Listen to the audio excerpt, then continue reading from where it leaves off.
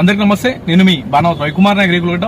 మిత్రుల విషయం ఏంటి అంటే, ప్రజాపాలన పేరుతో 6 గ్యారంటీలు 420 హామీలతో ప్రజల్ని మభ్యపెట్టి మోసం చేసో బతిమలాడో బామాలో అధికారంలోకి వచ్చినటువంటి ఇదే కాంగ్రెస్ పార్టీ ప్రభుత్వము కొత్తగా ఇందిరమ్మ ఇండ్లని ఒక చిన్న డ్రామాలకి తెరలేపిందనమాట. ఎందుకంటే రాబోయే రోజుల్లో స్థానిక సంస్థల ఎన్నికలు ఉన్నాయి, గ్రామ పంచాయతీలో సర్పంచ్ ఎన్నికలు ఉన్నాయి. కాబట్టి ఇందిరమ్మ ఇండ్లు మన ముఖ్యమంత్రి రేవంత్ రెడ్డి గారు ఏమంటారు అంటే, అర్హులైన వాళ్ళని గుర్తించి తప్పకుండా ఇందిరమ్మ ఇండ్లు ఇస్తాం అని ముఖ్యమంత్రి గారు అంటే, నియోజకవర్గాల్లో మా దేవరకొండ నియోజకవర్గమే కాదు, యావత్ తెలంగాణ రాష్ట్రంలో ఉన్నటువంటి ప్రతి ఒక్క నియోజకవర్గాల్లో ఎమ్మెల్యేల హ్యాండ్లో ఇందిరమ్మ ఇండ్లు ఇచ్చి వాళ్ళ పార్టీ కార్యకర్తలను మాత్రమే ఇండ్లు ఇచ్చే విధంగా, ఎవరైతే రాబోయే రోజుల్లో సర్పంచ్గా పోటీ చెయ్యాలి, ఈ మనిషి మేము సర్పంచ్ టికెట్లు ఇస్తున్నాం అని ఎవరినైతే డిసైడ్ చేసిర్రో వాళ్ళ చేతుల మీదుగా ఎవరైతే ఆ క్యాండిడేట్ ఎవరికి ఇందిరమ్మ ఇండ్లు ఇవ్వాలో డిసైడ్ చేస్తే, అది కాంగ్రెస్ పార్టీ కార్యకర్తలు కావచ్చు, బీఆర్ఎస్ పార్టీ కొంతమంది న్యూట్రల్ కార్యకర్తలు, సరే ఇండ్ల కోసం మాకు కావాలి, ఇండ్లు మేము కట్టుకోలేదు అని ఆశాబాహులకు ఎవరైతే ఉన్నారో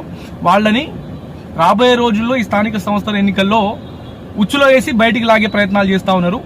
రాష్ట్ర ప్రజలారా, అలాగే మా దేవరకొండ నియోజకవర్గ ప్రజలారా, మీకు రిక్వెస్ట్ చేసేది ఏంటి అంటే, ఇదే ప్రజాపాలన, ఇదే కాంగ్రెస్ పార్టీ, ఇదే 6 గ్యారంటీలు హామీ ఇచ్చిన ఇదే కాంగ్రెస్ పార్టీ అధికారంలోకి వచ్చి దాదాపుగా 2 సంవత్సరాలు కావస్తా ఉంది.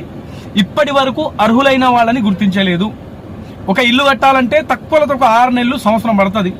ఇప్పుడు అది అర్హులైన వాళ్ళని గుర్తించడానికే 2 సంవత్సరాలు పడితే, ఆ ఇండ్లు శాంక్షన్ చేయడానికి ఇంకొక 1.5 సంవత్సరం 2 సంవత్సరాలు పడతాయి. ఎందుకంటే మీకు ఇండ్లు వచ్చింది, ఇక మీకే ఇల్లు అని మిమ్మల్ని చెప్పి మభ్యపెట్టి మీతో ఓట్లు వేయించుకొని రాబోయే రోజుల్లో ఆ ఇల్లు కూడా శాంక్షన్ చేయరు. ఒకవేళ చేసినా గానీ బునాది వరకు కూడా అది రాదు. తర్వాత మళ్ళీ ఎన్నికలు వస్తాయి.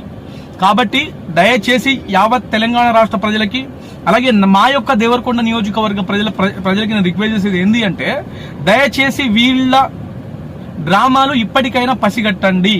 వీళ్ళ ఉచ్చులో మీరు పడితే రాబోయే రోజుల్లో ఓడ ఎక్కినాక ఓడ మల్లన్న, ఓడ దిగిన తర్వాత బోడి మల్లన్న అన్నట్టు ఇప్పుడు అవసరం ఉన్నారు కాబట్టి మీకు ఇందిరమ్మ ఇల్లు ఇస్తాం, మీకు ఇది ఇస్తాం, అది ఇస్తామని ఇప్పుడు మభ్య పెడతా ఉన్నారు. వాళ్ళ అవసరాలు తీరి మళ్ళీ స్థానిక సంస్థల ఎన్నికలకు, సర్పంచ్ ఎన్నికలకు ఓట్లు వేస్తే మిమ్మల్ని మళ్ళీ టాటా బాయ్ బాయ్ అని చెప్పేసి మీకు ఇండ్లు రాలే, మేము ప్రయత్నించినామని కొత్త కథలాలు మొదలు పెడతా ఉంటారు.